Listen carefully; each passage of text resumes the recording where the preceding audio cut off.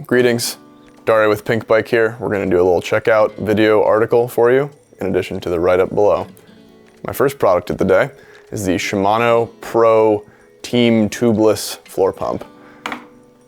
This guy, I've had it for about 1.5 years and I've been using it pretty much every day. I really like it. It's got long hose with a really easily accessible lever to change between the charging function where you can seat tubeless tires and then the regular pump function.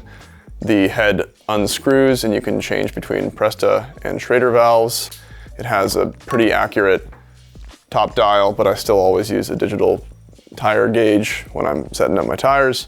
And it's been reliable. Like, it hasn't changed one bit in the 1+ year that I've been using it, which to me is kind of the most important thing with a pump. I just don't want to think about it ever.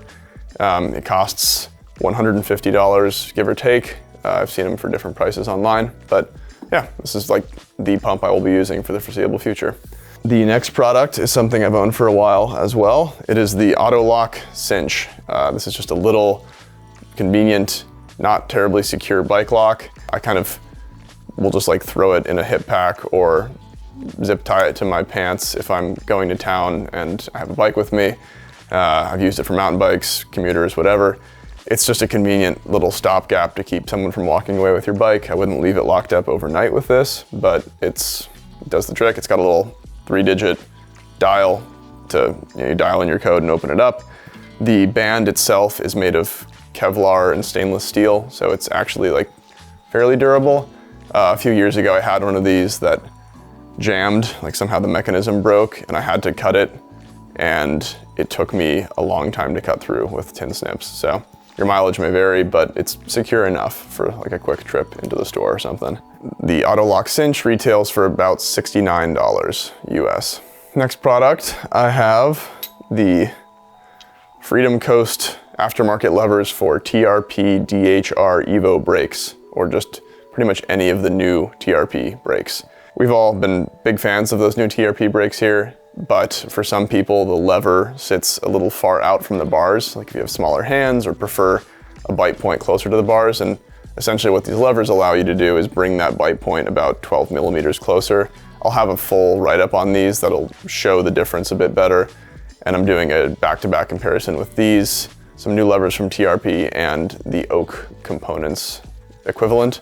But so far, I've had these on my bike for a couple weeks and I really like them. They feel like a better one-finger lever than the stock option. And even though I don't necessarily run my levers super close, I've found like a really happy medium point with these. Plus the machining on it makes them really grippy in the wet, which is also nice. These Freedom Coast levers retail for $119 US. Yeah, they're f***ing expensive. Up next, we have a dropper remote attached to some handlebars, not attached to a bike. But this is the WolfTooth Remote 360. Some of you will recognize that it looks a lot like an old Crank Brothers remote that they used to make. Basically the idea with this is it can work in every direction. I just have a little clear rubber band holding it together right now, but you know, it would work the same way when you have a cable in there. Basically, it means you can set it up on top of the bars, below the bars, kind of anywhere around your cockpit where it fits, and as long as you can get some purchase on it, it'll actuate your dropper post.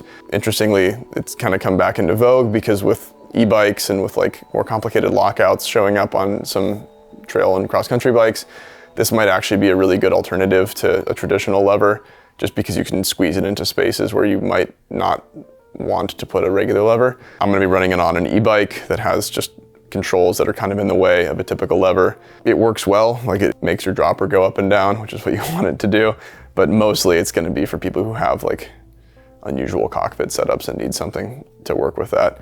The Remote 360 retails for $60 US, which is not a cheap dropper lever, but if you need that fix, this could provide the tool you need for that. Up next, we have a piece of apparel. We've got the Send It Randy camo on camo mountain biking pants. I am a fan of camo. I've got my camo Crocs on right now. So these definitely appealed. They're good, they're pretty simple. They've got an internal Velcro adjustment, which is kind of a unique thing I haven't seen on other pants. They've also got belt loops for running a good old fashioned belt, which is a time-tested way to hold pants up.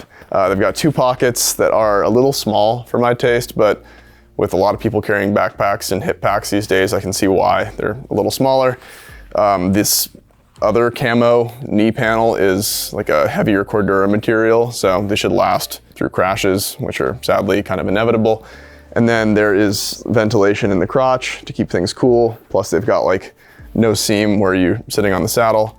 These beautiful dungarees retail for 115 US dollars, which is, you know, a chunk for pants, but if you're looking for the most unique pair of riding pants out there, these might just be it.